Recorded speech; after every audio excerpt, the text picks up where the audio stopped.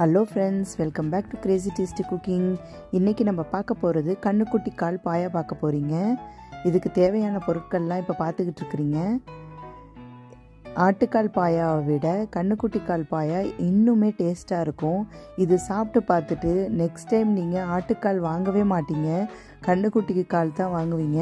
ஏன்னா அதை விட இது டேஸ்ட்டு நல்லாவே இருக்கும். அதில் பெருசாக உங்களுக்கு சாப்பிட்றதுக்கு சதை ஃப்ளஷ் இருக்காது. உங்களுக்கு இதில் நிறையா இருக்கும், நல்லா சதையாக இருக்கும், சாப்பிட்றதுக்கும் நல்லாவே டேஸ்ட்டாகவே இருக்கும். அதை விட இது இன்னும் எம்மியாக இருக்கும். இது கண்டிப்பாக ட்ரை பண்ணிவிட்டு நீங்கள் நெக்ஸ்ட் டைம் அந்த ஆட்டுக்கால் வாங்கவே மாட்டீங்க, இது தான் வாங்கி சாப்பிடுவீங்க. அந்தளவுக்கு டேஸ்ட்டாக இருக்குங்க. இது எல்லாத்துக்குமே நீங்கள் தொட்டு சாப்பிடலாம். இடியாப்பத்துக்கு, இட்லிக்கு, எல்லாத்துக்குமே சூப்பராக இருக்கும். இது கண்டிப்பாக ட்ரை பண்ணி பாருங்கள். இது ரொம்ப ஈஸியாகவும் இருக்கும். அந்த ஆட்டுக்கால் பாயாவை விட இந்த ஆட்டுக்கால் பாயா உங்களுக்கு சீக்கிரமாக வெந்துடும். வேவுறது ஒரு பக்கம் இருந்தாலும் இதில் உள்ள கிரேவி நெசமாலே ஸ்பெஷலாக இருக்கும். உங்களுக்கு கண்டிப்பாக இதை ட்ரை பண்ணி பாருங்கள்.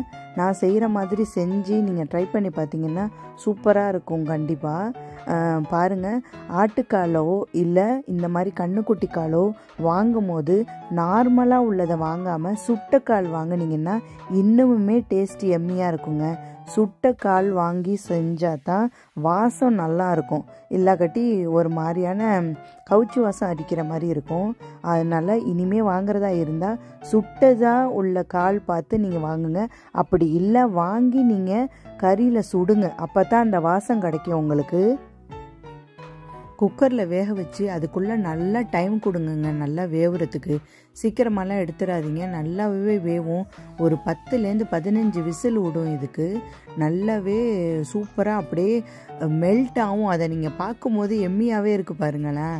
அது மெல்ட் ஆகும். அந்த ஃப்ளஷை நீங்கள் தொட்டிங்கன்னா அதுவாக அந்த முள்ளுலேருந்து கலரும்.